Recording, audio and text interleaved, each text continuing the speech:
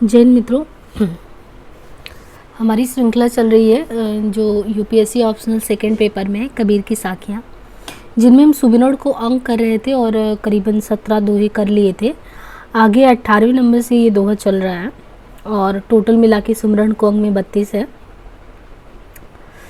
यहाँ पे देखिए है कि कबीर प्रेम न चासिया चाप ना लिया साप, सूने घर का पाहुड़ा जो आया त्यों जाओ। पाहुड़ा यानी अतिथि के बारे में कहा गया है और कबीर दास की इस वाणी के माध्यम से बोला गया है कबीर ग्रंथावली में सुमरण को अंक के तहत कि कबीर जी कहते हैं कि मानव जीवन की सार्थकता जो है, उनकी दृष्टि में मानव जीवन सार्थक तभी है जिसमें ईश्वर के प्रेम को स्थान दिया गया हो, उनकी कृपा का अनुभव किया गया हो। अपनी बात स्पष्ट करने के लिए वे अतिथि यानी जिनका कोई तिथि निर्धारित ना हो और वो आ जाए। पाहुना का उदाहरण देते हुए कहा है, जिस प्रकार कोई अतिथि सूने घर में आकर उल्टे पांव वापस लौट जाता है, उसका न कोई आतिथ्य होता और न स्वागत सत्कार हो। ठीक उसी तरह जिसने अपने जीवन में ईश्वर कृपा की अनुभूति नहीं की, उनके प्रेम का स्वाद नहीं चखा और चखकर आनंदित भी नहीं, उनका जीवन बेकार है। यानी आपके घर में कोई अतिथि आया है, एक तो उसका तिथि निर्धारित नहीं था, आया और वापस वो उसी पाँव से लौट गया, मतलब वो मान सम्मान, वो स्थान नहीं मिला। तो जीवन में भी बिल्कुल, जीवन में ईश्वर कृपा की अनुभूति के बारे में कबीर जी बिल्कुल वही प्रतीकात्मक रूप से यानी अतिथि के माध्यम से जीवन में ये संदेश दिए हैं। तो ईश्वरीय प्रेम का जो विशेष कृपा किसी पे होता है, उस कृपा की समझ बूझ की बात इन्होंने कही है। अतिथि की उपमा देकर भी उन्हें भी विशेष महत्व दिया है। ईश्वर कृपा की अनुभूति किए बिना मानव जीवन को सार्थक नहीं माना गया। दृष्टांत अलंकार का सुंदर उदाहरण देखने को यहाँ मिलता है। आगे कहते हैं, पहली बुरा कमाए करी बाधी बिस की पोट, कोटि करम फिल पलक में आया हरि की ओट। पहली बुरा कमाई कर, हमेशा पूर्व जन्म की बात होती रहती है और इस जन्म में कुछ पहले बुरा किया हो तो उसका ये परिणाम होगा। तो पहले यानी पूर्व जन्म में जो भी बुरे कर्म या घातक कर्म करके जीवन में आए हो, तो सुमिरन को अंक के तहत कबीर जी ये कहते हैं कि ईश्वर की शरण को कबीर जन्म जन्मांतर के पापों से मुक्ति पा जाने को मांगते हैं। जैसे लोग कहते हैं जीवन मरण का चक्र आपने जो पिछले जन्म में किया है, पूर्व जन्मों का जो भी भुगतान करना, वो शेष जो जीवन है या जो ये जीवन है उसमें करना है या आगे फिर ऐसे करना है, तब तो फिर ये 84 योनियों का भटकाव का हो गया जीवन मरण का चक्र। लेकिन कबीर दास जी द्वारा कहा जाता है कि नहीं, सिमरण को अंग यानी सुमरण आपने याद कर लिया, विस्मरण नहीं किया, स्मरण कर लिया प्रभु का, तो ऐसे में ईश्वर की शरण को कबीर जन्म जन्मांतर के पापों से मुक्ति पा जाने का एक मार्ग मानते हुए कहते हैं कि पूर्व जन्मों में उनके बुरे कर्मों के कारण विष की एक पोटली संचित हो गई थी, किंतु ईश्वर की शरण में जाते ही पलक झपकते उनके सारे पाप नष्ट हो गए। तो विशेष तौर पे अगर यहाँ पे देखें तो पूर्व जन्म अथवा पुनर्जन्म में आस्था प्रकट की गई है, पाप पूरे संचयन में आस्था प्रकट की गई है। ईश्वर की शरण को चमत्कारिक बताया गया है। तुलसी ने लिखा भी है कि सम्मुख होई जीवन मोहि जबहि, कोटि जन्म अदना सह तबहि। कमाई, विस्फोट आदि शब्दों में लाक्षणिकता देखने को मिलता है। दूसरी पंक्ति में अत्युक्ति अलंकार भी है। आगे कहते हैं कि कोटि क्रम पेले फलक में, जे रंजक आवे नाव, अनेक जुग जे पुण्य करे। अनेक जुग जो पुण्य करे, नहीं राम बिन ठाव। ठाव यानी कहीं कोई स्थान नहीं है, पुण्य यानी पुण्य करना। तो कह रहे कि जन साधारण के लिए कबीर जो कहते हैं कि भक्ति को सर्वसुलभ बनाने के वो पक्ष में तो खड़े दिखाई भी देते हैं। उनके कहने का तात्पर्य ये है कि ईश्वर के थोड़े से नाम जप लेने से सहस्त्र कर्म, हजारों कर्म पलक झपकते नष्ट हो जाते हैं। वही राम के नाम के बिना युगों युगों से संचित पुण्य भी किसी काम का नहीं है, अर्थात अच्छे कर्म अथवा केवल अच्छे कर्म से मुक्ति पाना संभव नहीं है। राम नाम का सहारा लेना ही पड़ेगा। भक्त के सूक्ष्म अंश तक को महत्ता दी गई है। भजन और सुमिरन के अभाव में अनेकों सत्कर्मों तक को निरर्थक माना गया है। कर्म बंधन का विनाश भक्ति और ज्ञान से बतलाया गया है। आगे है, जी हरि जैसा जाड़िया, तिन तिनको तैसा लाग, ओसा प्यास न भाजे, जब लागे धसे न आव। प्रस्तुत साखी के माध्यम से कबीरदास जी कहते हैं, जिस भक्त ने ईश्वर को जिस रूप में जानने की कोशिश की, उसको वैसा ही फल मिला जिस तरह से प्यास लगने पर पानी पीने से समाप्त होता है। कैसे? जी हरि जैसा जाड़िया, जिसने हरि को जैसा जाना, तिनको तैसा लाभ, उनको उसी प्रकार का लाभ मिला है। ओसा प्यासा ना भाजे, जब लगे धसे ना आप। यानी इस ईश्वर को समझने के लिए जो भक्त, जो जिसने तत्परता दिखाई, उनको जानने की कोशिश की, उनको वैसा ही फल मिला जैसा प्यास लगने पर एक पानी की इच्छा रखने वाले पिपासु को पानी पीने से उसकी इच्छा समाप्त होती, ना कि ओस की बूंद से। इसी तरह ईश्वर की संगति सही रूप में उस भक्त को ही मिल पाती है जो वाकई में ईश्वरीय भक्ति में तल्लीन भाव से ईश्वर की आराधना करता है, अर्थात भक्त के समर्पण भाव से ही ईश्वर रूपी ज्ञान की ज्योति प्राप्त हो पाती है। ईश्वर को ज्ञान रूप में जानना ही सार्थक माना गया है। पूर्ण ब्रह्म की भक्ति करने को प्रेरित किया गया है। ओ से चाटना एक तरीके से लोकोक्ति है। ओ से चाटना, जैसे पानी के स्थान पे ओस चाटने की बात यहाँ पे जो कही गई है कि आपको जब प्यास लगी तो पानी पिएंगे या ओस चाटेंगे। बाकी ईश्वर को ज्ञान के रूप में जाना और पूर्ण ब्रह्म की भक्ति करने को प्रेरित किया गया, तो ये चीज़ें हैं। नेक्स्ट कहते हैं कि राम प्यारा छाड़ी करी, करे आन का जाप, बेसवा कर पुत ज्यो, कहे कौन सु बाप। राम प्यारा छाड़ी करी, राम प्यारा छाड़ी करी, करे अने का जाप, बेसवा कर पूत ज्यो, कहे कौन सु बाप। यानी प्रस्तुत साखी के माध्यम से, कबीरदास की वाणी के माध्यम से बात की गई है कि प्रियतम राम को छोड़कर जो व्यक्ति अन्य देवताओं का जप करता है, वह किसको अपना जनक कहेंगे, क्योंकि किसी के साथ उसका संबंध नहीं है।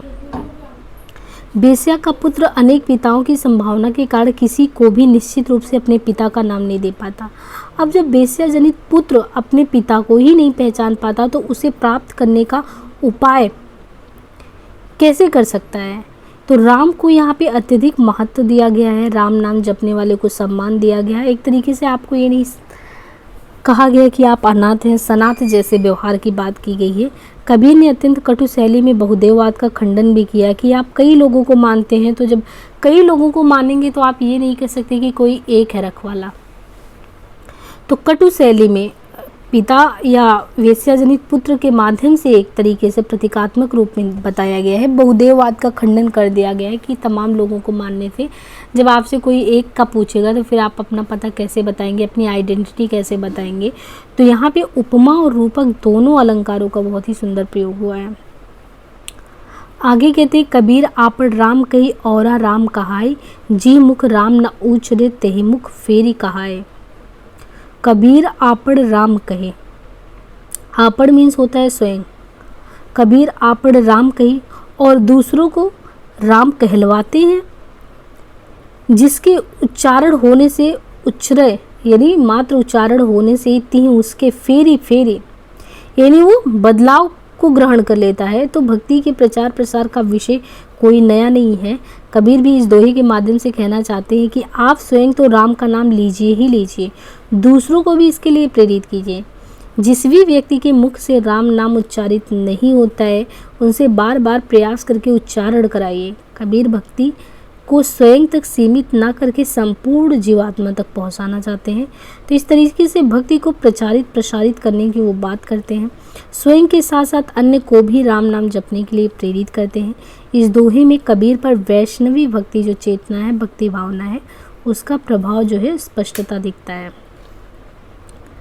आगे है कि जैसे माया मन रमे यू जे राम रसाए रमाए, तारा मंडल छाड़ी कर जहाँ के सो तहाँ जाए। जैसे माया मन रमे यूजे राम रसाई, तारा मंडल छाड़ी कर जहाँ के सो तहाँ जाए। रमे यानी रमना, छाड़ी करी पार कर करके सांसारिक मोह माया में जीव का मन जिस तल्लीनता के साथ रमा रहता है, यदि उसी तल्लीनता से राम में उस मन को रमाया जाए तो इस जगत को छोड़कर वो वहाँ पहुँच जाएगा जहाँ केशव का निवास है। इस दोहे का एक अन्य भावार्थ भी है। यदि जीव राम में अपने को रमा लेता है तो वह तारामंडल को छोड़कर शून्य चक्र में वे प्रवेश कर जाएगा। कबीरनाथ पंथ से संबंध थे, जहाँ उन्होंने शून्य चक्र तक की साधना पद्धति से कुंडलिनी को महाकुंडलिनी में मिला दिया था, किंतु ध्यान टूटने पर वे इस जगत में आ गए। तो इससे ये हुआ कि जब नाथ पंथ में थे, कबीरदास जी ने अथक प्रयास करके बातों को माना और उन्होंने कुंडलिनी जागरण किया, और कुंडलिनी से वो महाकुंडलिनी, यानी आप कह सकते हैं कि यात्रा कंप्लीट करके जस्ट वो पहुंचने ही वाले थे, और जैसे ही उन्होंने आँख खोला फिर वो वही स्थिति पे आ गए। तो उसी समय उनको निरर्थकता बोध हुआ कि हम ये क्या कर रहे हैं, जागरण क्या कर रहे हैं। फिर वहाँ से विमुख होकर कबीरदास जी राम नाम का भज भी एक अर्थों में लोगों को ये बताएं। तो वही कह रहे हैं कि साधना पद्धति को उन्होंने कब नकार दिया था, नाथ पंथ की साधना पद्धति कुंडलिनी महाजागरण का, जब वो इसका अनुभव करे कि ये तो व्यर्थ है, मैंने तो पूरा प्रयास किया लेकिन फिर इसमें विफल ही रहा। जब सफलता हाथ नहीं लगी तो उस चीज़ को डंके की चोट पर कहने में कभी नहीं कतराते। और साथ ही साथ माया के स्थान पे मन को राम में रमाने की बात कही, राम में रमाने के बाद ही जीव का उद्धार माना गया है, भक्ति में तल्लीन होने की ओर संकेत किया गया है। आगे कहते हैं कि लूट सके तो लूटियो, राम नाम है लूट, पीछे है पछताओगे यहू तन जाए छोटे। यही है कि लूट सके तो लूट लो, राम नाम है लूटे, पीछे ही पछताओगे यहू तन जाए छोटे। यानी वही है कि कबीर राम नाम की महिमा का वर्णन करते हुए कहते हैं कि राम नाम की लूट मची है, और जब लूट मची है तो राम नाम रूपी अमृत भक्तों व संतों द्वारा लुटाया जा रहा है, जिसमें जितना सामर्थ्य वो इतना ही इस अमृत को लूट ले। इस नश्वर शरीर के जीवित रहते जितना हो सके उतना राम नाम ले लो, अन्यथा शरीर ना हो जाने के पश्चात पछताना ही पड़ेगा। तो कबीर ने भक्ति को अर्थात राम नाम स्मरण को अत्यंत सरल माना। सामर्थ्य के अनुसार जीवन पर्यंत अधिक से अधिक भक्ति करने की बात कही है। यह खड़ी बोली में कुछ परिवर्तन के साथ लोक प्रचलित भी है।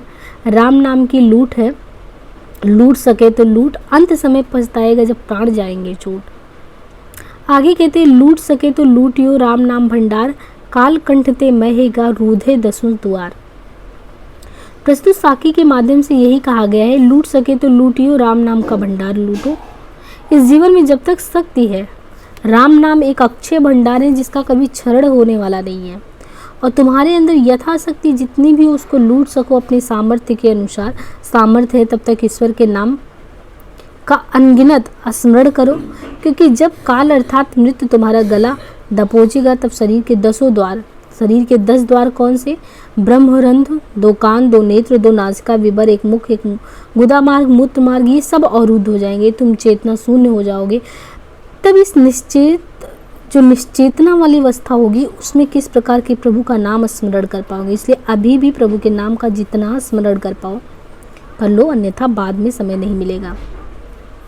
इस तरह राम नाम का अधिक से अधिक स्मरण करने को लिए प्रेरित करना, लूट सके तो लूट के माध्यम से संकेत किया जाना।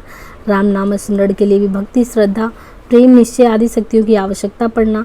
जीवन पर्यंत अधिक से अधिक राम नाम स्मरण की बात कहना। राम नाम भंडार में रूपक की छटा दर्शनीय है। आगे कहते हैं लंबा मार्ग दूर घर बिगट पंथ बहु यार, कहीं संतो क्यों पाइयो दुर्लभ हरदी द्वार करके। लंबा मार्ग दूरी घर बिगट पंथ बहु यार, कहीं संतों क्यों पाइए दुर्लभ हरि देदार।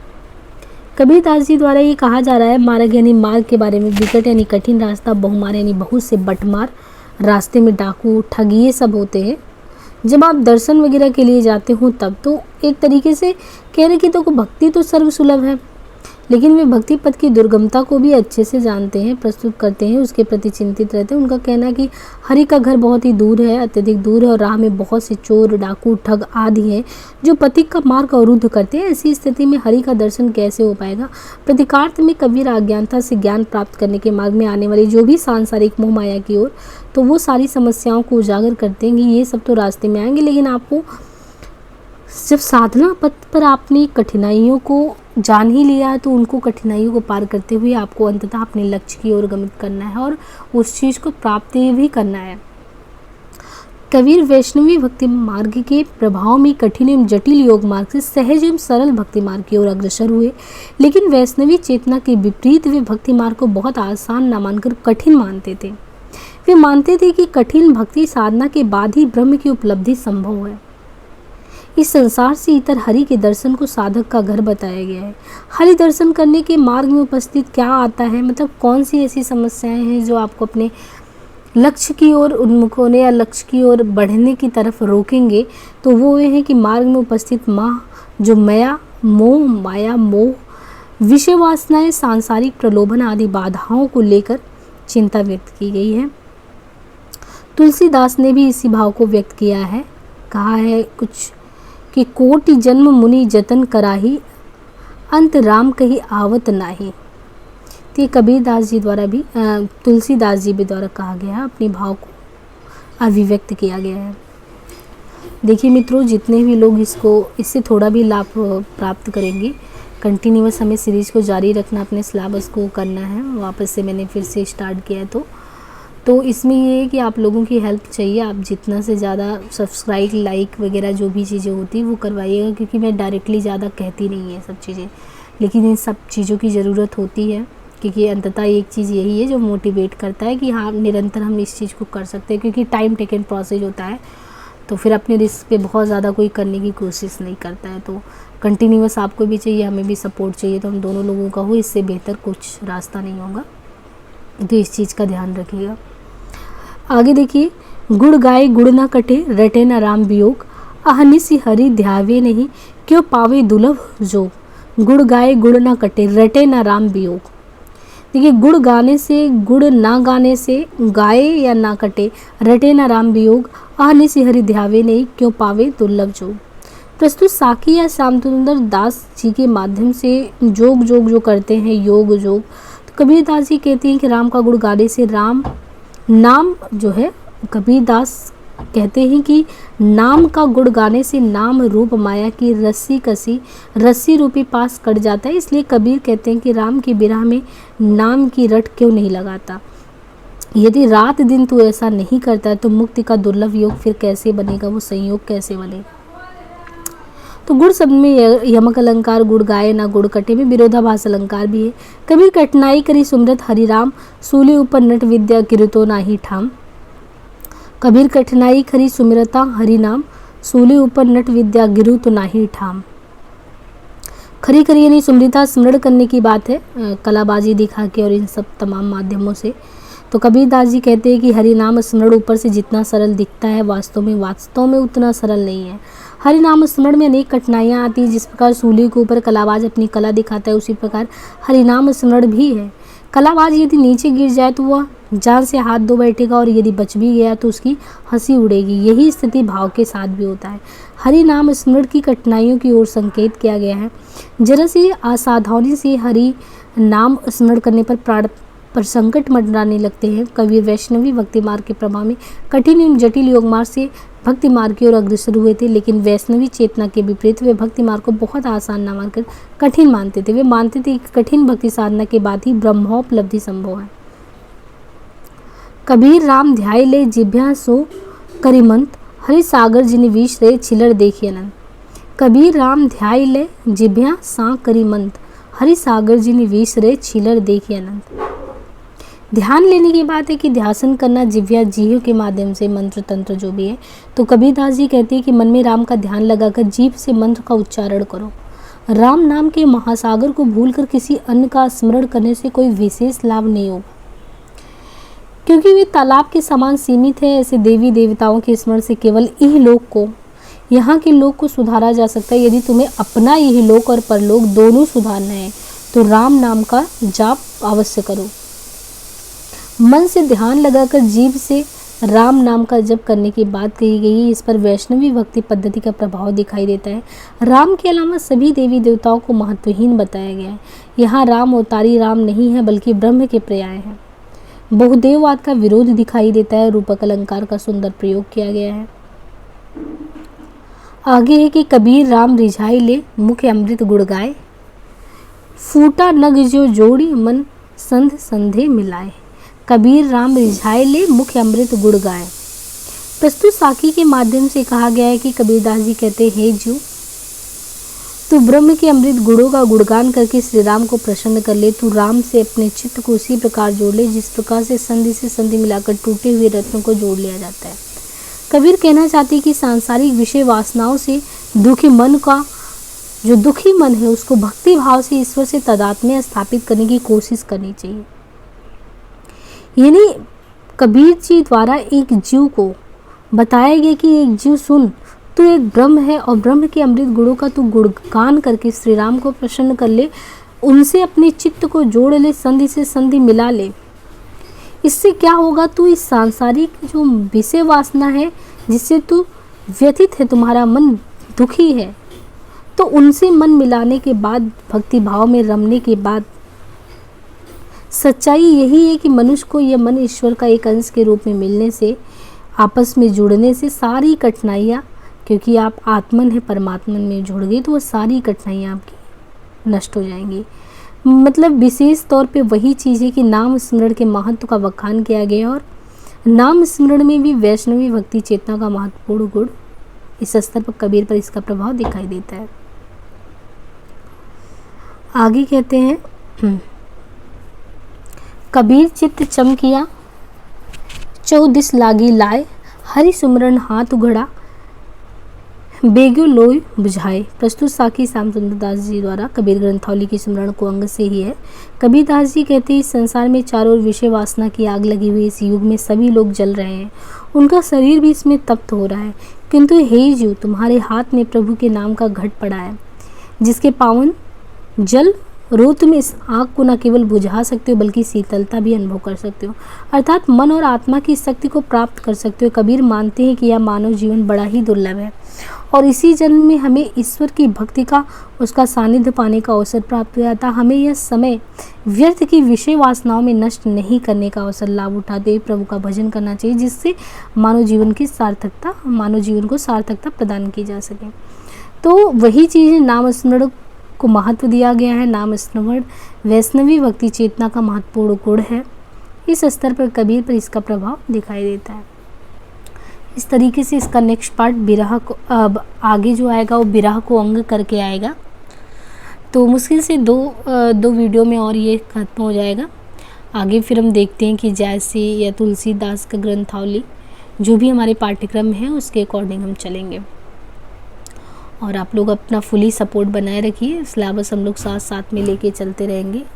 मुझे लगता है कि इसके साथ हो सकता है कि हमने वैसे तो गोदान उपन्यास करवा दिया है, लेकिन वो सिर्फ गोदान उपन्यास पढ़ने से काम नहीं बनेगा, उससे प्रश्न उत्तर कौन कौन से आए हैं, तो उन सारी चीज़ों का हमें एक अलग लेक्चर पूरी सीरीज बनानी पड़ेगी कि एक एक मुद्दे पर उसके बात करो, तब जाके उसका जो है, मतलब एक तो उपन्यास आपने सरसरी निगाह से पढ़ लिया, लेकिन उसका प्रश्नोत्तर का जो श्रृंखला वगैरह वो तो किया ही नहीं है, तो जिससे वो चीज़ आपका पूरा कंप्लीट नहीं होता। तो वो चीज़ करने के लिए हो सकता है उसके समानांतर हम साथ में लेके चलें।